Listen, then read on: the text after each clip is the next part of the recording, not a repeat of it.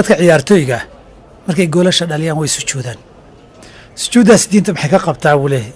runtii waa moodo hadda soo baxdayoo masaladu iska waa masalo nawaasil ah. hal masalo oo sharciga u noqonaysaa ama idhaahda laba masalo baa saamaynaya. masalada koobaad, sujuuddu keligeedii ma axkaamtii salaaday qaadanaysaa mise ma qaadanayso? ama tilaawo ha noqoto ama sujuudu shukri ha noqoto.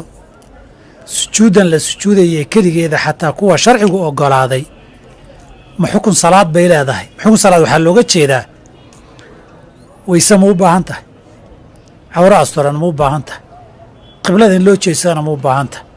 adoon weyse qabin oo qur-aan akhrisanaya keligaa waad akhrisan kartaa haddaadan kitaab taabanaynin. weysada akhrisanaysa qur-aankaada ay soo marto waa xifdisanayd ma sujuudi kartaa? adigoon cawradaadoo asturayn baad nicmo ilaahay ku siiyey sujuudu shukri ama qur-aan akhriday ma sujuudi kartaa? adoon weyse qiblada u jeedin ma sujuudi kartaa tii sharciga ahayd? waa masalo khilaafi oo fuqahadu ay isku hayaan culimmadeennu. sujuudda keligeeda ma axkaamtii salaaday qaadan mise qaadan mayso? asaxu lqowleyn inayna qaadanaynin wey, oo qofku uu sujuudi karo satrulcawra iyo tahaarana ayna sharti ahayn, laakiin masale khilaaf ku jira wey. masalada labaad ee saamaynaysa sujuudda markay xaalad kula soo darista la sujuuda sujuudu shukri baa la yidhaahdaa. haddii ilaahay nicmo ku siiyo ama musiibo iyo niqmo kaa dulqaado waa la sujuudi karaa. kacb ibni maalik markii toobadadiisa la aqbalay loogu bishaareeyey halkiibuu ku sujuuday. haddaba su-aashu waxay tahay, haddii mabda'a guud nicmadii ilaahay qofka uu siiyo ama mid guudo ummadda ha noqoto ama mid gaaroo shakhsi ha noqotee loo sujuudi karo, niqmadii iyo musiibadii ilaahay ka qaadayna loo sujuudi kara mid guud iyo mid gaaraba, halka waa halka ugu muhiimsane goolkan la dhaliyey iyo ciyaaruhu ma nicma mise ma aha? dabcan halkaa way halka lagu kala aragti duwanaanayo masaa'ilka ijtihaadiga ay culummadu isugu khilaafeen wakhtigan joogay. qaar waxay yidhaahdeen gool la dhaliyey oo banooni harag iyo laastig hawe laga buuxiyey, shabaq xiran iyo laba birood dhexdood lagu tuuray, nicmo mudan in loo sujuuda ma aha. qaarna wayba sii fogeeyeen waxay yidhaahdeen macsiyo weeyo, macsiyadda ilaahay loogu mahad celinayo shukri loo sujuuday ma jiro. qaarna waxay yidhahdeen waa nicmo, nicmadu waa wixii ku farax geliya, niqmaduna waa wixii aad kuu muruga geliya.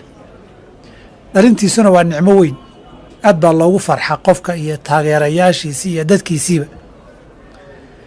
in lagaa dhaliyo laga adkaadana waa musiibo weyn. hadba qiimaynta la yidhaahdo gool baa la dhaliyo ma nicmo weynba oo sujuud mudan mise ma ahan bay ku xiran tahay sujuudda ay dadka ciyaartooyga sujuudayaan. ma bannaan tahay mise ma bannaana? masaa'ilka nicamkuna waxaan waa nicmiya ma aha. dadka wakhtiga la joogo iyo dabaqadaha lagu kala nool yahay iyo da'da la kala yahayba, curfiga dadku waxaana nicmo weyna way isbedbeddeshaa.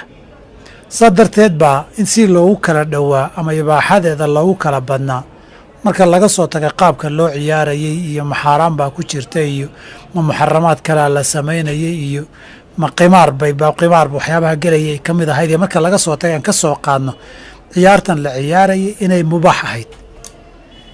hadday mubaax ahayd anu garan maayo inta adilada garanayo nicmadu xaddaa inay gaadho weeye marka loo sujuudayo wax sharti ka dhigaya garan maayo. haddii ay noqoto xilligaa iyo duruufta lagu jiraayey inay nicmo noqon karto asalkii ibaaxada ahaabay raacaysaa.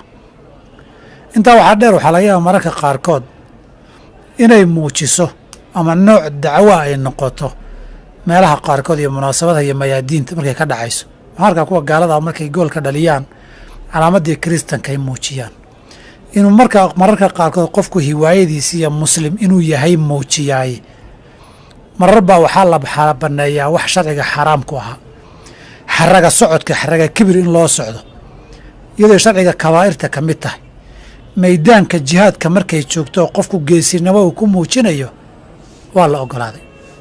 timaha cadee la madoobeeyo culimmadii waa xaaraam tiri markay maydaan jihaad joogto oo nin xoog badan la isaga dhigaya dadkii fuqahada qaar itifaaq bay soo guriyeen isku raaceen inay bannaanta muyaadiinta qaarkood oo lagu muujinayo qofka muslimadiisii iyo diintiisa wax ka gaarsiinayaay inay wanaagsanaato way dhici kartaa.